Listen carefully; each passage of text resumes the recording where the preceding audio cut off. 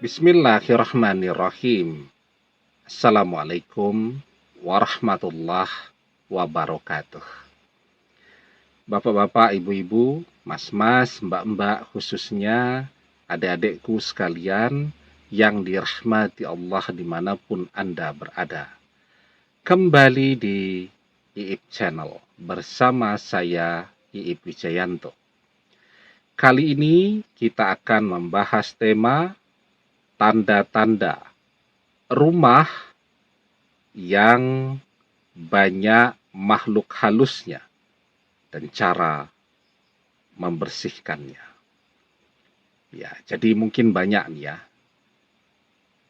pasangan-pasangan muda yang baru menikah, anak masih bayi, membeli rumah baru. Nah, rumah baru itu kan kita juga tidak tahu ya sejarahnya seperti apa.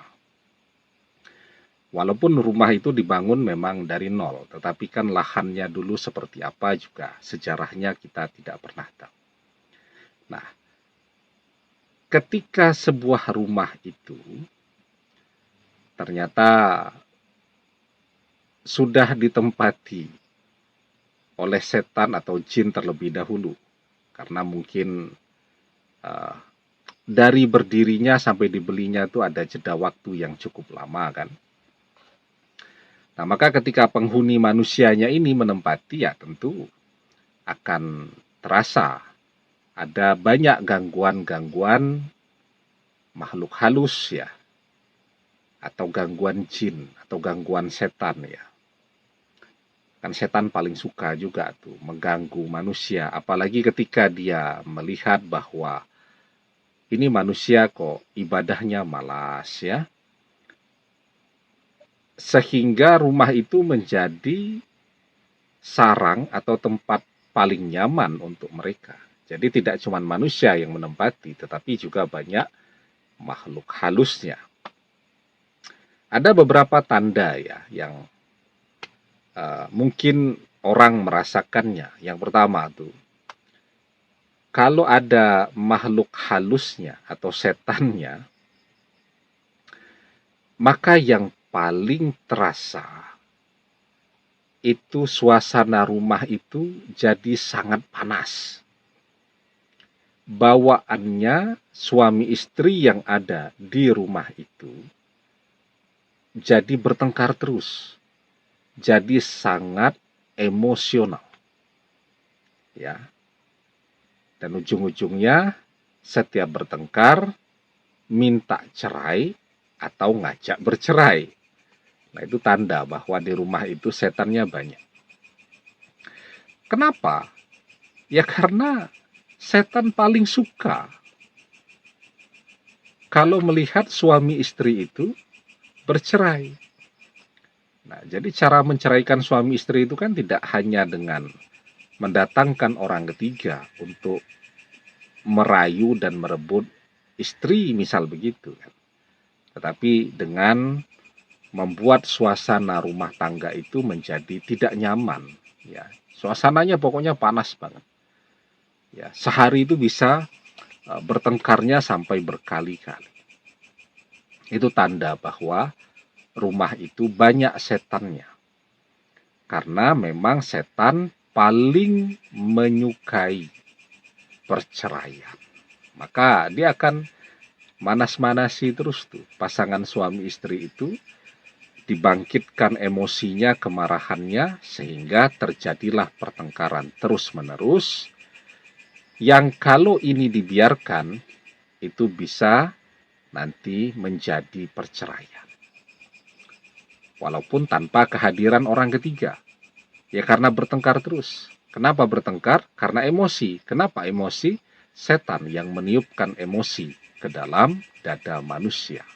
Nah, jadi di dalam sebuah hadis dijelaskan, yaji'u akhaduhum fayaqulu fa'altu kaza wa kaza fayaqulu ma sana'ta say'an qala summa yaji'u akhaduhum fayaqulu ma taraktuhu hatta faraktu bainahu wa bainam ro'atihi qala fayudnihi minhu wa yaqulu ni'ma anta.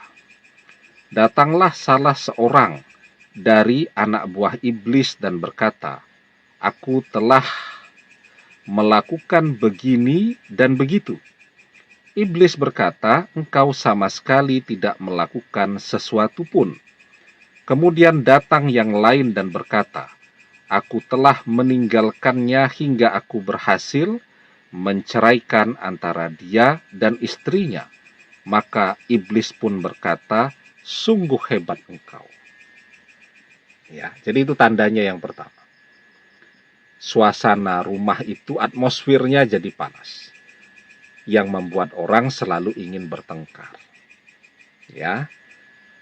Kemudian tandanya yang kedua ya, yang juga mungkin banyak dirasakan oleh pasangan-pasangan muda yang punya anak bayi. Ya, misal anaknya nangis terus begitu kan. Padahal dibawa ke dokter ya anaknya baik-baik saja dan sehat-sehat saja. Tapi kalau dibawa balik ke rumah mesti nangis terus. Dan membuat orang tuanya juga jadi capek kan kalau malam hari seharusnya istirahat tidur tapi bayinya nangis terus. Atau bisa juga tuh mendengarkan suara-suara tanpa wujud ya di atap rumah itu kan, apalagi kalau rumahnya pakai seng tuh, seperti ada orang yang berjalan di atap rumah, atau mendengarkan seperti atap rumah itu dilempari pasir, besoknya dilihat tidak ada bersih sama sekali. Atau barang-barang yang mungkin bergerak begitu kan, setan suka juga tuh yang begitu-begitu. Atau mencari sesuatu tuh jadi sulit. Misal naruh kunci mobil, yakin betul naruhnya di sana, dicari bermenit-menit, berjam-jam tidak ketemu-ketemu dan seterusnya. Jadi kalau ada tanda-tanda seperti ini, itu menunjukkan bahwa rumah itu banyak penghuni yang tidak kelihatan ya.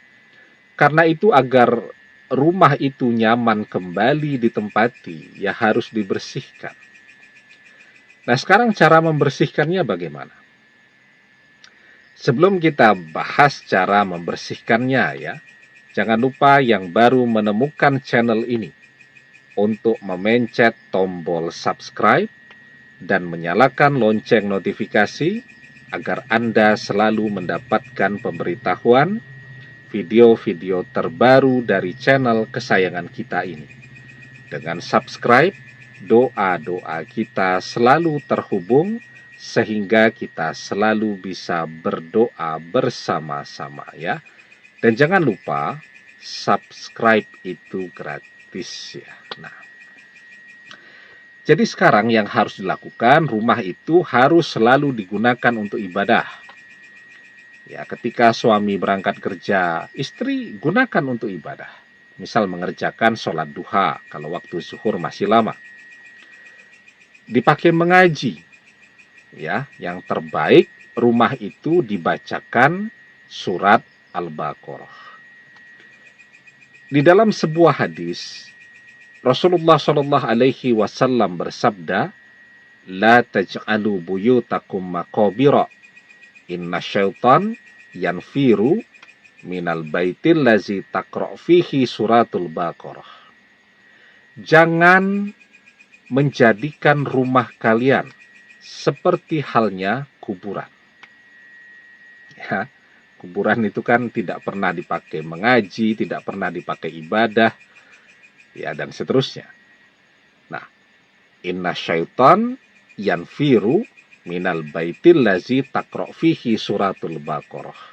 Sesungguhnya setan itu lari dari rumah yang di dalamnya dibacakan surat Al-Baqarah. Ya. Jadi dipakai untuk baca surat Al-Baqarah. Lah kalau belum bisa mengaji, bagaimana Ustadz? Ya belajar mengaji. Tapi sampai bisa mengaji kan rumahnya terus harus dibacakan surat Al-Baqarah. Nah sekarang bisa memutar kaset atau murotal ya. Di channel-channel YouTube itu kan banyak ya. Misal murattalnya Syekh Abdurrahman As-Sudais ya, atau ngajinya dari Syekh Ali Huzaifi dan lain-lain. Itu kan indah sekali suara beliau-beliau itu untuk didengarkan. Nah, jadi diperdengarkan tuh ya, volume dari handphonenya, dari gadgetnya diperbesar sehingga suara ngaji tadi ya, suara surat Al-Baqarah diperdengarkan itu tadi bisa mencapai seluruh ruangan-ruangan di dalam rumah itu. Kalau itu dilakukan setiap hari, insya Allah seluruh setan yang ada di rumah itu akan pergi. Seluruh jin yang ada di rumah itu akan pergi, kecuali jin korin saja. Kalau jin korin itu kan melekat kepada diri kita masing-masing. Yang lain-lain akan pergi semua. Sehingga suasana rumah tadi menjadi nyaman, menjadi tenang, ya, dan tentram untuk dihuni oleh seluruh anggota keluarga. Demikian, semoga bermanfaat. Wallahu a'lam bissawab, billahi taufik wal hidayah. Assalamualaikum warahmatullahi wabarakatuh.